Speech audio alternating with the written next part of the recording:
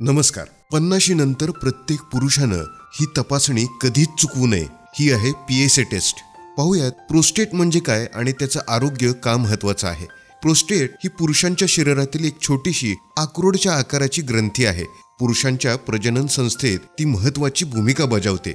ही ग्रंथी वीर्यद्रव म्हणजेच seminal fluid तयार करते, जे की शुक्राणूंना पोषण देतं. निरोगी प्रोस्टेट प्रजनन कार्यासाठी आवश्यक आहेच, पण ती ग्रंथी काही गंभीर आरोग्य समस्यांसाठी देखील संवेदनशील असते, जसं की प्रोस्टेट कॅन्सर. याबाबत आपण पुढे विस्तारितपणे चर्चा करणारच आहोत. दुसरं म्हणजे BPH म्हणजेच प्रोस्टेटची वाढ. हा प्रोस्टेटचा बिना कॅन्सरचा म्हणजेच नॉन कॅन्सरस आकार वाढण्याचा आजार आहे. यामुळं लघवी वारंवार होणं, लघवी सुरू करताना किंवा थांबवताना त्रास होणं आणि लघवीची धार बारीक होणं अशी काही लक्षणं यामध्ये दिसतात.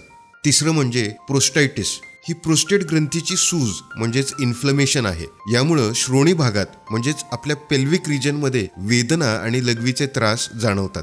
आता सगळ्यात महत्त्वाचं पाहूयात, प्रोस्टेट कॅन्सर म्हणजे काय.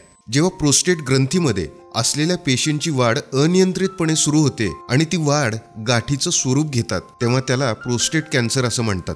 दिलासादायक गोष्ट म्हणजे याचं लवकर निदान झाल्यास 90% पर्यंत यशस्वी उपचार होऊ शकतात.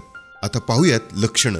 पहिलं म्हणजे लघवीला त्रास. लघवी करताना खूप जोर लावावा लागतो किंवा लघवी सुरू होण्यास वेळ लागतो. धारेत बदल.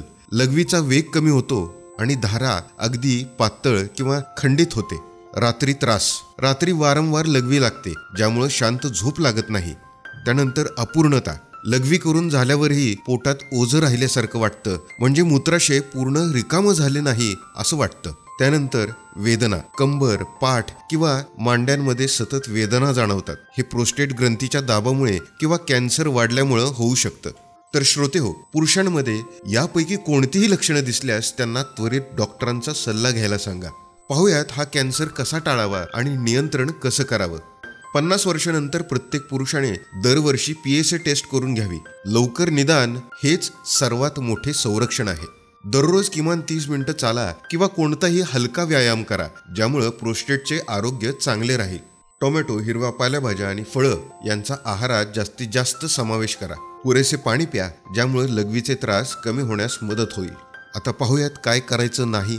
सगळ्यात पहिलं म्हणजे दुर्लक्ष करायचं नाही. लघवीचे त्रास केवळ वयामुळेच होतात असं नाही, त्यामुळं दुर्लक्ष करू नका. धूम्रपान आणि तंबाखूचा वापर पूर्णपणे टाळा. एकाच जागी दीर्घकाळ बसून काम करणं टाळा. मध्ये मध्ये उठून थोडं चालत राहा. कंबरदुखी किंवा पाठीचा त्रास सतत राहिल्यास डॉक्टरांचा त्वरित सल्ला घ्या. श्रोते हो, लवकर निदान झालं तर यशस्वी उपचार होण्याची जास्त संभावना असते. हा व्हिडिओ तुमच्या घरातील वडीलधाऱ्यांना, पुरुषांना नक्की शेअर करा आणि त्यांच्या आरोग्याची काळजी घ्या. जागरूक रहा, निरोगी रहा.